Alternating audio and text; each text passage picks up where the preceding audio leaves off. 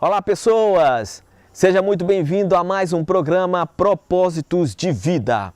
Eu sou o pastor Adriano Papa e é uma satisfação estar adentrando até o seu lar através da internet, das redes sociais, através da televisão, para poder levar mais uma porção da palavra de Deus até o seu lar. No programa de hoje, nós teremos um teologando em que nós vamos falar sobre o vinho. O que a Bíblia fala sobre vinho? Você vai conhecer um pouco sobre vinho no Antigo Testamento, no Novo Testamento, como era a cultura do povo judeu com respeito ao vinho. E nós teremos uma palavra profética que vai desafiar o seu modo de viver em comunidade. Nós vamos falar um pouquinho sobre comunhão. Você vai olhar a comunhão de uma forma vertical e de uma forma horizontal. Quer dizer, a minha intimidade para com Deus, a minha comunhão para com Deus e a minha comunhão para com o meu próximo. Continue ligadinho, é o programa Propósitos de Vida.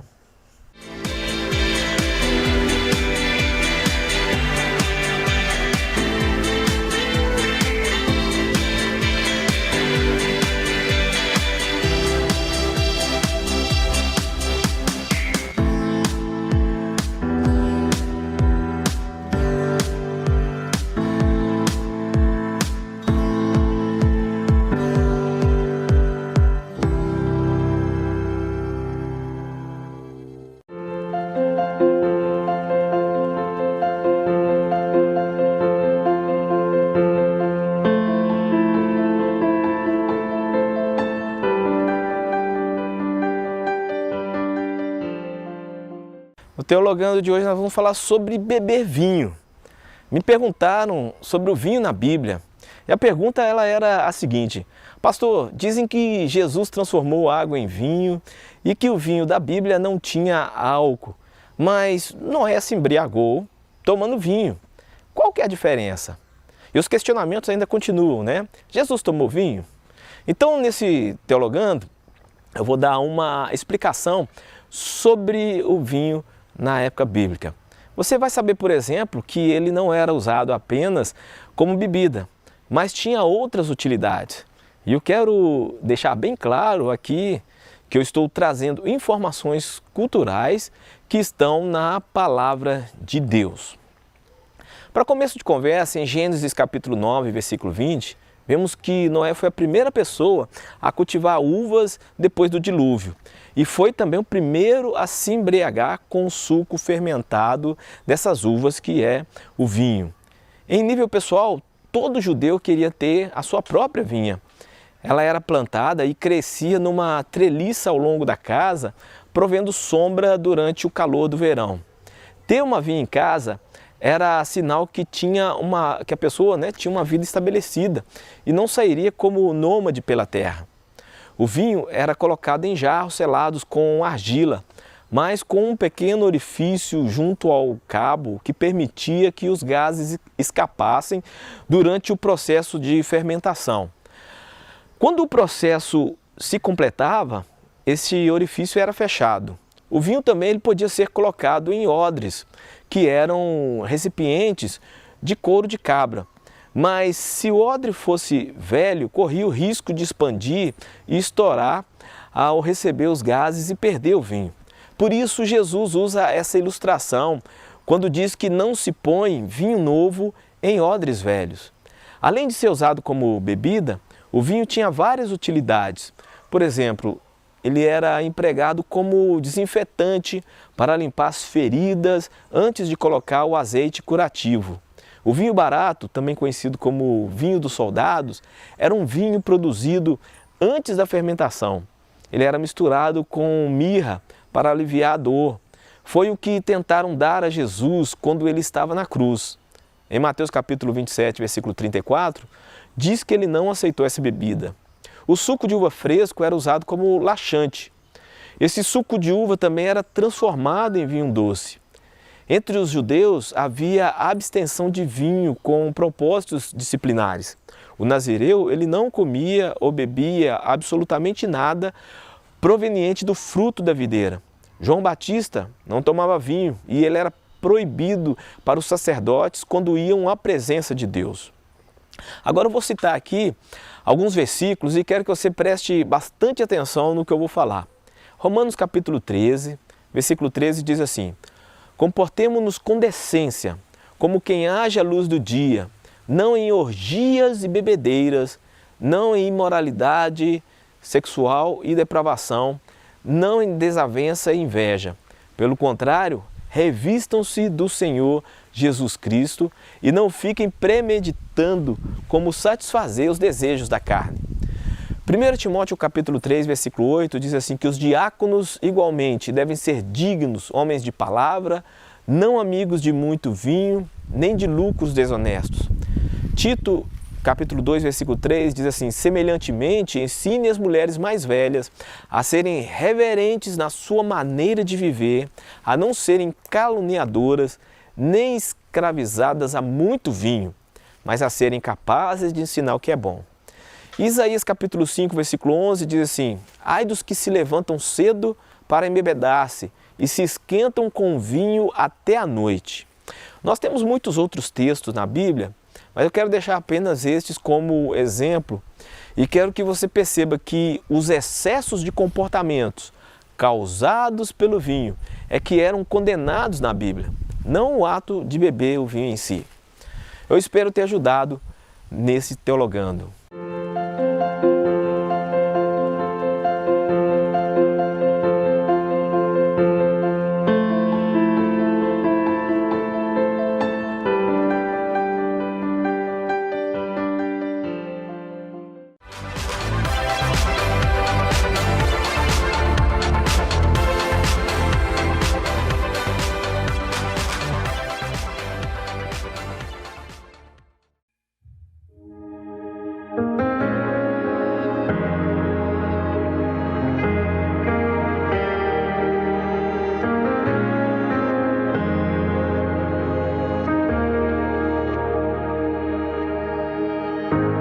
A ti eu louvarei,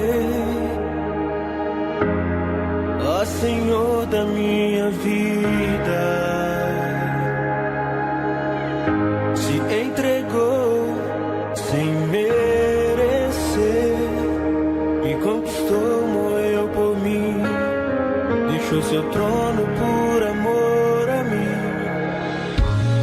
Amor incondicional, aquela cruz era pra mim. Quem poderia me amar assim? Jesus,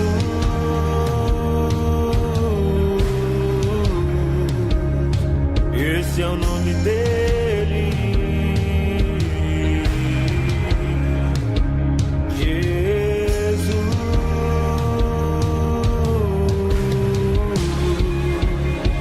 Esse é o nome dele. Diga que ele é santo, diga que ele é o rei da sua vida. Adore o nome dele, exalte o nome dele. Diga que ele é santo, diga que ele é o rei da sua vida. Adore o nome dele, exalte o nome dele. A ti eu louvarei, ó Senhor da minha vida.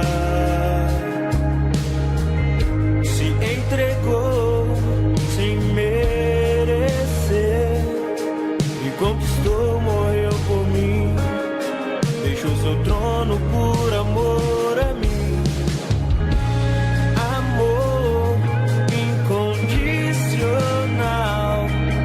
Aquela cruz era pra mim. Quem poderia me amar assim?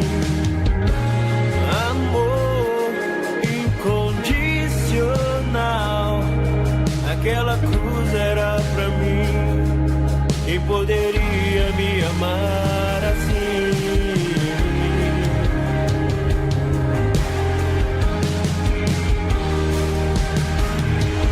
Diga que ele é santo, diga Diga que Ele é o Rei da sua vida, adore o nome dEle, exalte o nome dEle.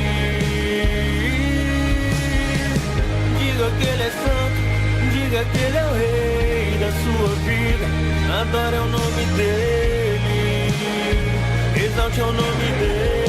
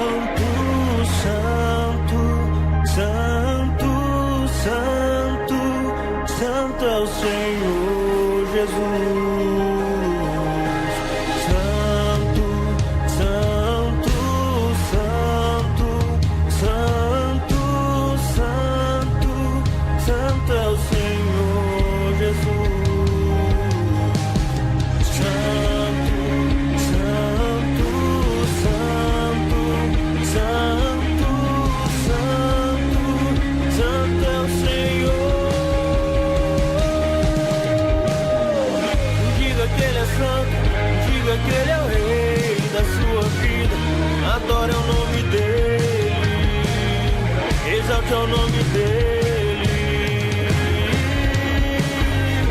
Diga que Ele é santo, diga que Ele é o Rei da sua vida, adore o nome dEle, exalte o nome dEle. Diga que Ele é santo, diga que Ele é o Rei da sua vida, adore o nome dEle, exalte o nome dEle. Diga que Ele é santo, diga que Ele é o Rei da sua vida, adore o nome dEle, exalte o nome dEle.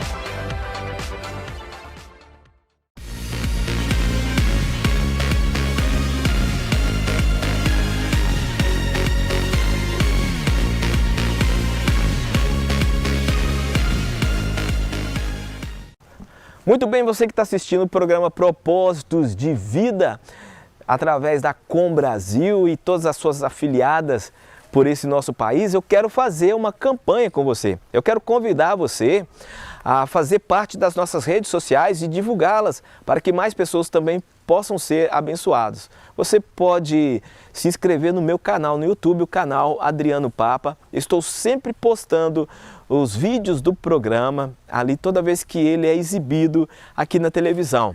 Você também pode curtir a nossa página no Facebook, a página Propósitos de Vida. E você pode seguir o nosso Instagram, @Propósitos de Vida TV. Você também pode acompanhar toda a programação da TV Caravelas no site www.tvcaravelas.com. Nós estamos construindo, reformulando o nosso portal e em breve vai ter muito mais novidades para você. Tá? Se inscreva nas nossas redes, compartilhe, divulgue, principalmente os nossos programas na televisão, para que mais pessoas também sejam abençoadas. Até a próxima!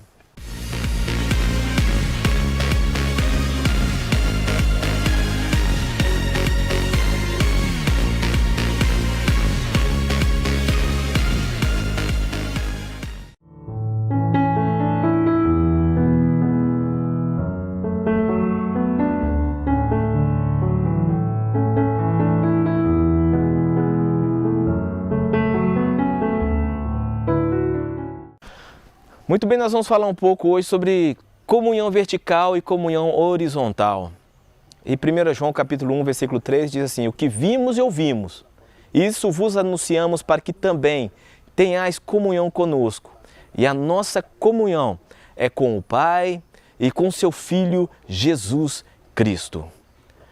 Comunhão é uma palavra muito falada em vários textos da Bíblia, mas uma atitude muitas vezes difícil de se colocar em prática. O apóstolo João, neste versículo, ele pede aos crentes que leram a sua carta que entendam que ele, ao falar sobre comunhão, o vejam como uma testemunha que estava ao lado de Jesus, ouviu seus ensinamentos, então logo ele tinha autoridade para falar sobre o assunto. Ele andou com Jesus, ele ouviu Jesus e reclinou a sua cabeça no peito de Jesus. A sua experiência era pessoal e verdadeira com o Cristo. E ao tratar deste assunto, ele deseja que cada cristão também conheça Jesus, não apenas de ouvir falar, mas que tenha uma experiência real com o mesmo. E ele mostra que a comunhão, ela é vertical, de baixo para cima. Um relacionamento com Deus e com o Senhor Jesus. E que também a comunhão, ela é horizontal. Ou seja, que eu desenvolva um relacionamento de unidade com os meus irmãos. Ter comunhão significa ter algo em comum com os outros, compartilhar essa mesma ideia. E o cristianismo é a religião da comunhão, do encontro com Deus e dos homens, e não a religião da solidão. É a religião da alegria e não a religião da tristeza. E o apóstolo João queria compartilhar toda a paz e felicidade que a salvação em Jesus trouxeram a ele. Ao pedir para terem comunhão com os apóstolos, que foram testemunhas vivas do ministério de Jesus aqui na terra, João queria proteger os crentes de ouvirem falsos profetas que pudessem trazer um ensino estranho e diferente ao que eles falavam. Quando falamos de comunhão, de unidade, a primeira ideia que vem na mente são os eventos gospel que juntam multidões, independente de denominação ou coisa parecida. Mas a comunhão vai muito mais que grandes eventos. A comunhão traz honra, traz alegria, traz santidade. Uma igreja unida, ela é forte e dá um bom testemunho a todos que estão por perto. Assim, como lemos sobre a igreja primitiva de Atos 2, que dizia que essa igreja crescia nas graças da comunidade. A igreja que é unida, ela atrai pessoas para si. Agora, uma igreja desunida, em que existe briga, fofoca, competição, rebelião, é um péssimo testemunho e é um local tóxico que, ao invés de trazer cura, vai adoecer os seus membros. Quem está me assistindo pode falar assim: por isso que não gosto de juntar com pessoas da igreja, só dá problema. Olha, viver em comunidade desfaz da nossa cabeça aquela ideia de que todas as pessoas são fáceis de conviver. Deus nos fez bem diferentes uns dos outros, com necessidades bem distintas. Agora, saiba que Deus usa estas necessidades, dores e conflitos para nos ajudar a crescer e ser mais e mais semelhantes a Jesus. E para que a unidade dê certo em uma comunidade, é necessário que pratiquemos o amor. Amor não é sentimento, ele provoca sentimentos. Amor não é emoção, ele provoca emoção. Mas amor é uma escolha, é uma decisão. Então, escolha amar. Ame assim como o nosso Deus nos amou. Ele nos amou a ponto de nos dar acesso a Ele. Hoje podemos chamá-lo de Abba Pai, ou seja, Paizinho. Ou podemos falar, Pai Nosso que estás nos céus. E esse acesso a Deus, ele foi possível não por meio de boas obras, não por esforço próprio, mas através do sacrifício de seu Filho Jesus ali na cruz do Calvário.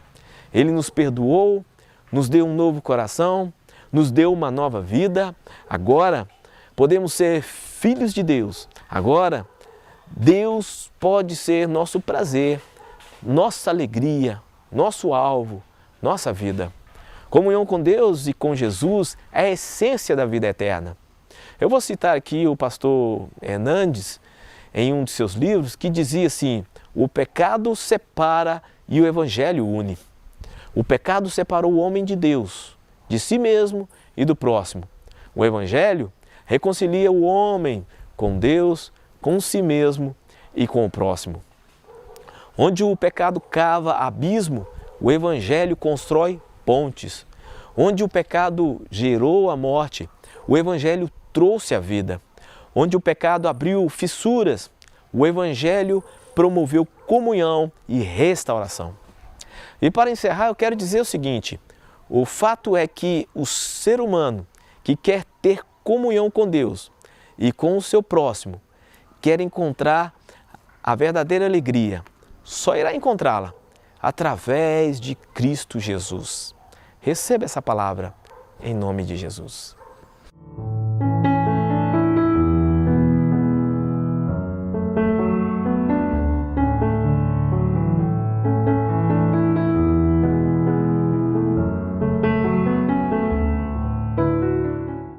Muito bem, nós estamos chegando no final do programa Propósitos de Vida, mas não fica triste não.